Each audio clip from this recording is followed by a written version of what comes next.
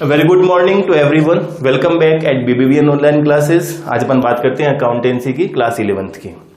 In our previous class अपन ने GST के बारे में डिस्कस किया था। अपन ने जीएसटी के मीनिंग को समझा था, जीएसटी के कैलकुलेशन की बात करी थी, टाइप्स ऑफ जीएसटी की बात करी थी कि जीएसटी होता क्या है। यानी कि जीएसटी सबसे पहले कब इंप्लीमेंट हुआ था इंडिया में? 1 जुलाई 2017 को इंप्लीमेंट किया गया था। जीएसटी का फुल फॉर्म क्या होता है? Goods and service tax. And nature wise it is a indirect tax. It is an indirect tax. ये एक इनडायरेक्ट टैक्स होता है। आज उसी टॉपिक को अपन एक न्यूमेरिकल क्वेश्चन से भी करते हैं कि भाई जीएसटी का अकाउंटिंग ट्रीटमेंट क्या होता है। अकाउंटिंग ट्रीटमेंट के अंदर अपन ने बात करी थी तो अपन ने सीजीएसटी, एसजीएसटी यानी कि central goods and service tax, state goods and service tax और integrated goods and service tax की बात करी थी। सीएसटी और एसजीएसटी, सीजीएसटी और एसजीएसटी की जब बात करी थी तब अपन ने एक चीज करी थी कि सीजीएसटी और एसजीएसटी कब होती है? जब गुड्स आर सोल्ड और services are rendered within the geographical boundary of a state. Within the geographical boundary of a state is called intrastate. और इंटरस्टेट की बात करी थी तो अपन ने क्या कहा था? When goods are sold or service are rendered beyond the geographical boundary of a state are known as interstate sales of goods or service or rendered of services. यही था। तो अब अपन ने अपने इस क्वेश्चन में अपन सीजीएसटी और एसजीएसटी को साथ में लेकर काम कर रहे हैं। देखिए कुछ ट्रांजेक्शंस अपने यहाँ लिखे हुए हैं। ट्रांजेक्शन नंबर 1 यानी कि अप्रैल मंथ के ट्रांजेक्शन है 2019 के।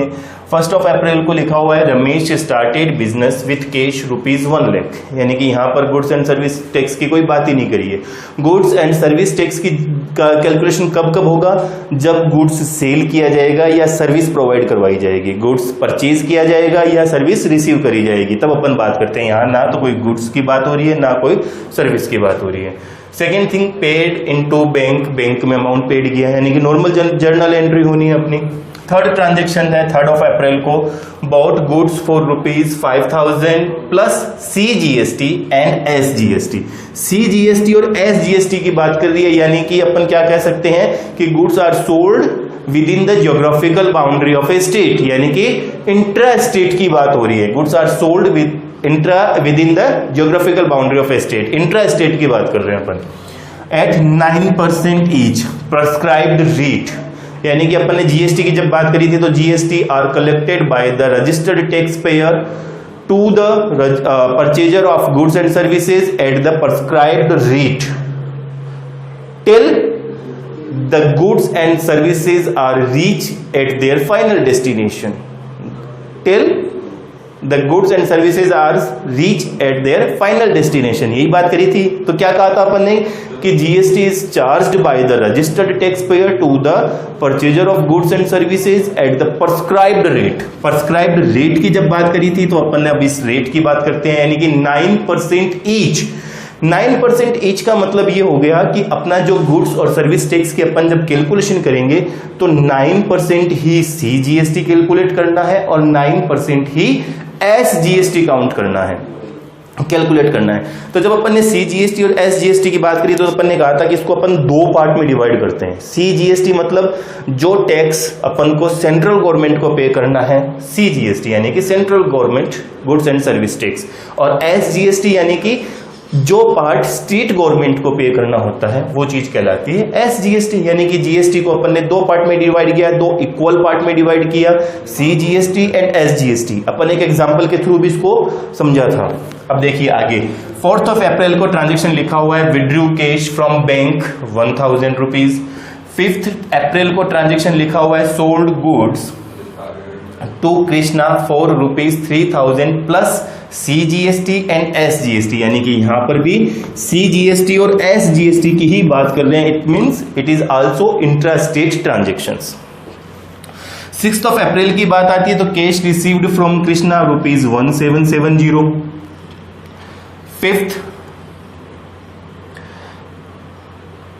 7th को अपन बात करते हैं तो लिखा हुआ है sold goods to Rakesh for ₹10,000 plus CGST and SGST at the rate of 9% each and he paid the due amount immediately and availed cash discount at the rate of 2% and availed the cash discount of 2%। अपन एक बार fifth transaction की entry कर लेते हैं, दोबारा कर लेते हैं। यहाँ पर जो अमाउंट है वो 3000 की जगह पर 1500 रुपीज है। कितना है? 1500। अब 8 अप्रैल को बात करते हैं। Paid rent ₹500 plus CGST and SGST at the rate of 9% each. अब यहां पर आप बात करते हैं कि सर यहां पर गुड्स का तो कोई सेल किया ही नहीं है, लेकिन सर्विस प्रोवाइड करवाई है, रेंट दिया गया है। रेंट देने का मतलब अपन ने घर जो लिया था, सर्विस ली थी अगले की, उसके बदले में उसको रेंट प्रोवाइड करवा रहे हैं। 9th है पेड सैलरी टू राम। अब अपने को एक बार 7th ट्रांजेक्शन को अपन दोबारा से रिकॉल करते हैं कि sold goods to Rakesh for ₹10,000 plus CGST and SGST at the rate of 9% each. He paid the due amount immediately and availed cash discount. अपन ने क्या कहा था कि जब GST का कैलकुलेशन करते हैं तो GST is calculated at the sales price और invoice price after the deduction of both types of discount, trade discount और कैश डिस्काउंट। यहां इस क्वेश्चन में कैश डिस्काउंट है, लेकिन मैंने एक बात आपको ये कही थी कि it is a very hard for newly studied accountancy. जो बच्चा न्यू अकाउंटेंसी को एक बार नया स्टार्ट करता है उसके लिए थोड़े कैलकुलेशन हार्ड हो जाती है। इसको इजी करने के लिए बोर्ड ने क्या कहा कि कैश डिस्काउंट को इस GST से एग्जम्प्टेड कर दिया अपने यहाँ। तो अपने को अब इस कैश डिस्काउंट को क्या करना है? इंक्लूड करते हुए टोटल अमाउंट पर GST का कैलकुलेशन करना है। क्लियर है? अपन स्टार्ट करते हैं। यानी कि ये हो गया अपना 2019 अप्रैल 1st। पहला ट्रांजैक्शन क्या है? Ramesh started business with cash. जब बिजनेस स्टार्ट करते हैं तो क्या एंट्री करते हैं अपन? Cash account debit to capital account, ये एंट्री करते हैं। अमाउंट आ जाती है अपनी 1 लाख। नरेशन हो जाएगा अपना बिंग बिजनेस स्टार्टेड। यानी कि फर्स्ट ट्रांजेक्शन्स की अपन ने जर्नल एंट्री कर ली। सेकेंड ट्रांजेक्शन 2 अप्रैल को लिखा था पेड इनटू बैंक ₹70,000। अब पेड इनटू बैंक यानी कि ऐसे ट्रांजैक्शंस जहां पर कैश और बैंक दोनों का नाम आता है, वो एंट्री कौन सी कहलाती है? अपनी कॉन्ट्रा एंट्री कहलाती है। यही तो बात हुई थी। यानी कि 2 अप्रैल को बैंक में पैसे डिपॉजिट करवाए तो bank account debit to cash account और अमाउंट आ जाएगी इसकी 70,000।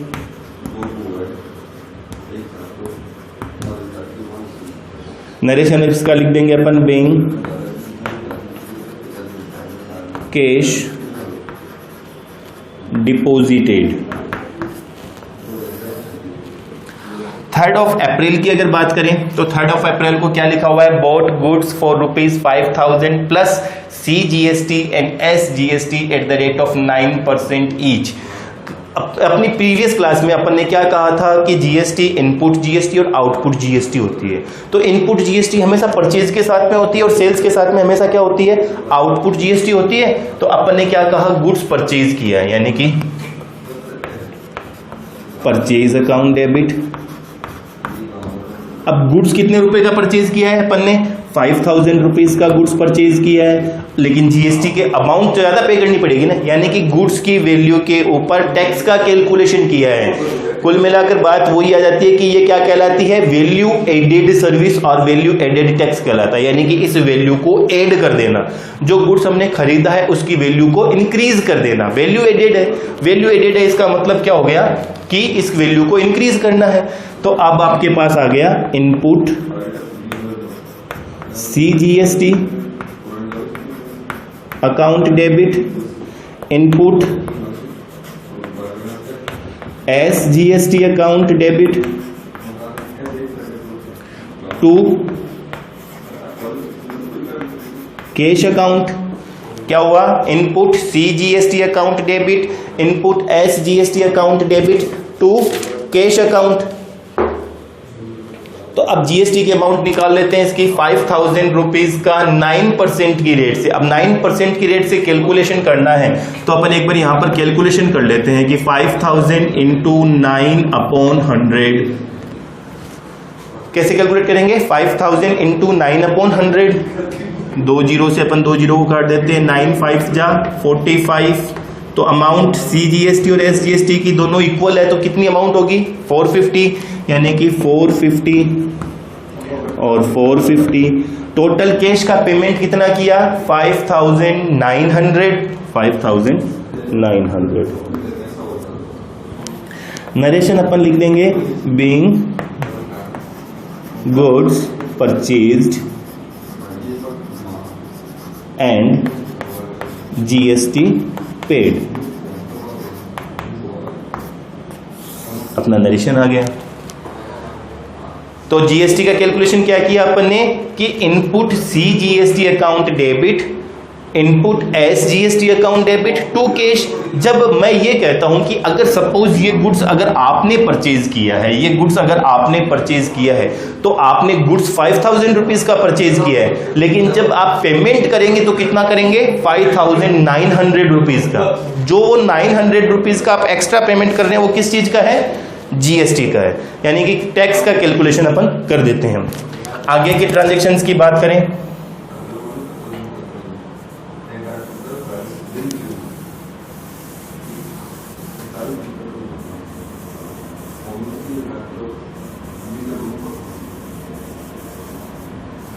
देखिए अगले ट्रांजैक्शन की जब अपन बात करते हैं तो अगला ट्रांजैक्शन अपना 4 अप्रैल को है, यानी कि 4 अप्रैल को क्या लिखा हुआ है? Withdrew cash from bank. यहां पर अपन ने बैंक में पैसे डिपॉजिट करवाए थे और यहां पर अपन बैंक से पैसे निकाल रहे हैं। आगे इस क्वेश्चन में, इस ट्रांजैक्शंस में ये क्लियर इंडिकेशन नहीं है कि ये जो पैसे अपन ने बैंक से विड्रॉ किए हैं वो किस पर्पज से किए हैं, कोई क्लियर इंडिकेशन नहीं है। जब भी कोई क्लियर इंडिकेशन नहीं होता है तो हम हमेशा क्या अजम्पशन लेते हैं कि बिजनेस पर्पज से काम किया होगा, यानी कि यहाँ पर ड्राइंग्स तो है नहीं। तो वापिस क्या एंट्री बन गई अपनी? Contra entry. क्यों बन गई साहब कॉन्ट्रा एंट्री? क्योंकि ऐसी एंट्री जहां पर कैश और बैंक दोनों एक साथ इन्वॉल्व होती है, जिस ट्रांजैक्शन में कैश और बैंक एक साथ इन्वॉल्व होते हैं, ऐसे ट्रांजैक्शंस की एंट्री कॉन्ट्रा एंट्री कहलाती है। कितने रुपीज का विड्रॉ किया है? 1000 रुपीज, 1000 रुपीज। नरेशन अपना लिख देंगे बीइंग कैश विड्रॉ। अब अगला ट्रांजैक्शन 5 अप्रैल को है अपना, यानी कि 5 अप्रैल को अगला ट्रांजैक्शन की बात करें, sold goods to Krishna for ₹1500 plus CGST and SGST at ₹9% each. देखिए सोल्ड गुड्स टू कृष्णा, यानी कि आपने गुड्स किसको सेल किया है? कृष्णा को। इट मीन्स ये क्या है? क्रेडिट सेल्स है, कैश सेल्स तो है नहीं, पैसा तो आया नहीं आपके पास में। तो अपनी एंट्री क्या बन जाएगी? गुड्स किसको सेल किया है? कृष्णा को। Krishna account debit to sales account to output CGST account to output SGST account. अब कृष्णा को गुड्स कितने रुपए का सेल किया अपन ने? 1500 का, यानी कि सेल्स तो 1500 की। कितने की हुई सेल्स? 1500 रुपीज की सेल्स हो गई कि नहीं हो गई?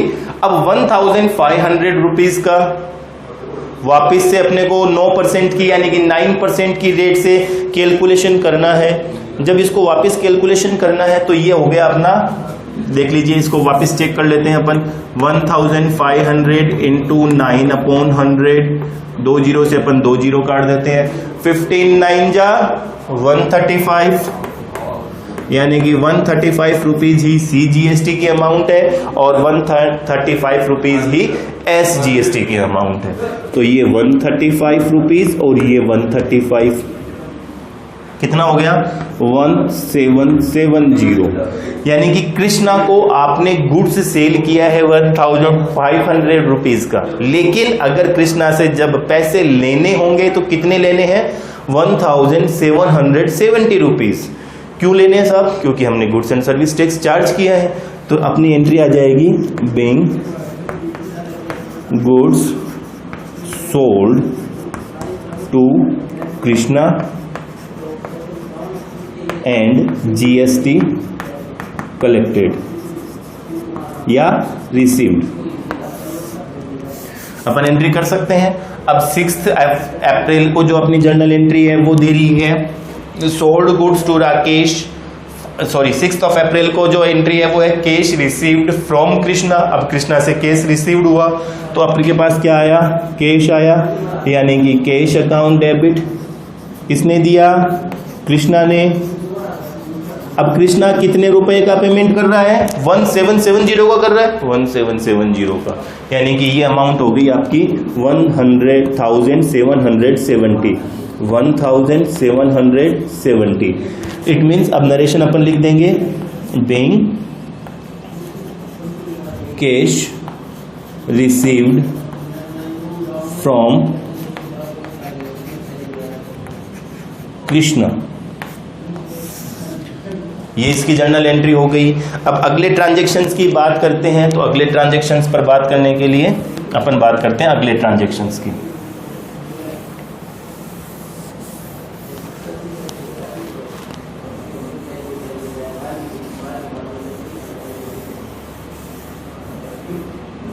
देखिए अगला ट्रांजैक्शन है 7 अप्रैल को sold goods to Rakesh for ₹10,000 plus CGST and SGST at the rate of ₹9% each. He paid the due amount immediately and availed cash discount at the rate of 2%। यानी कि अब अपने को एक्चुअल में अपन GST का करते क्या है, आपको अपने सिलेबस के हिसाब से ध्यान में रखना है। अपन आगे की बात क्लास के अंदर ब्रीफली डिस्कस कर लेते हैं। यानी कि राकेश को गुड्स सोल्ड किया है तो Rakesh account debit, Rakesh account debit to sales account to output CGST account to output SGST account. अब राकेश को गुड्स कितने रुपए का सेल किया साहब, 10,000 रुपीज का, यानी कि गुड्स तो 10,000 रुपीज का है। और GST की रेट कितनी है, राकेश को डिस्काउंट भी दिया है अपन ने। जब राकेश को, इस एंट्री को दोबारा से अपन एक बार करते हैं, राकेश को डिस्काउंट भी दिया है और ये डिस्काउंट अलाउड है, इट मीन्स ये बिजनेस का एक्सपेंसेस होता है। तो अपन ये कहते हैं कि discount allowed account debit to sales account to C output CGST to output SGST। अब देखिए सेल्स कितने रुपए का है, 10,000 रुपीज का सेल्स है, 10,000 रुपीज का। इस 10,000 रुपीज के ऊपर अपने को अभी कैलकुलेशन करते हुए इसकी अमाउंट निकालनी है 9%, यानी कि 10,000 का 9% 900 और ये 900। टोटल अमाउंट हुई कितनी, 11,800 हुई।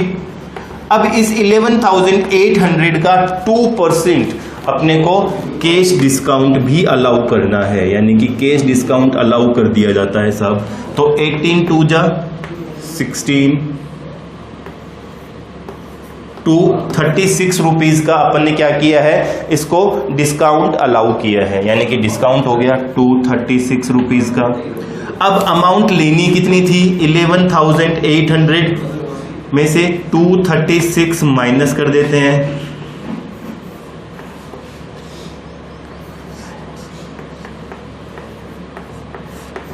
11,564 11,564।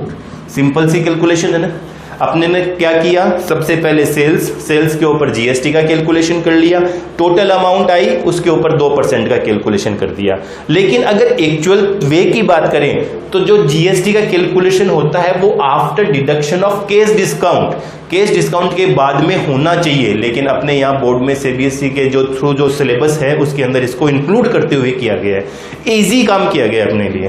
तो अब अपने को करना क्या है, नरेशन लिख देते हैं, बेइंग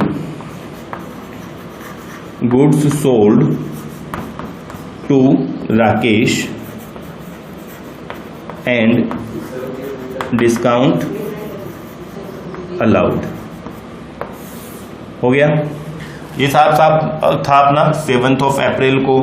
फिर 8th ऑफ अप्रैल को क्या लिखा गया है कि paid rent ₹500 plus CGST and SGST। अब आप रेंट पे कर रहे हैं, यानी कि आपके साथ इनपुट का काम करेगा। जब इनपुट का काम करेगा तो अपनी एंट्री बन जाएगी rent account debit,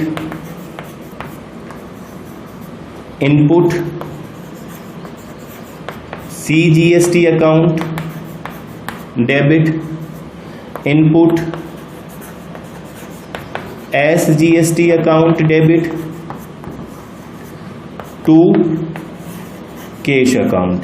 rent account कितना था अपना, रेंट कितना पे किया है 500 रुपीज का।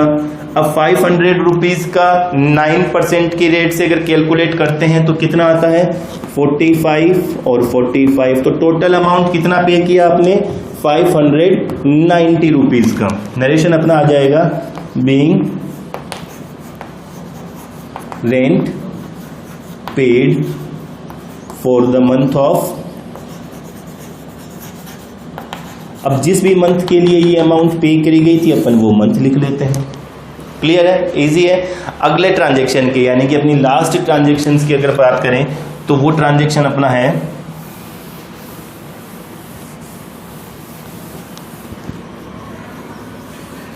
लास्ट ट्रांजैक्शंस की अपन बात करते हैं तो लास्ट ट्रांजैक्शन अपना दिया हुआ है, क्या दिया हुआ है पेड सैलरी टू राम। अब यहां पर कोई जीएसटी की बात नहीं करी है, कोई बात नहीं है, तो अपन क्या कर लेते हैं 9th ऑफ अप्रैल को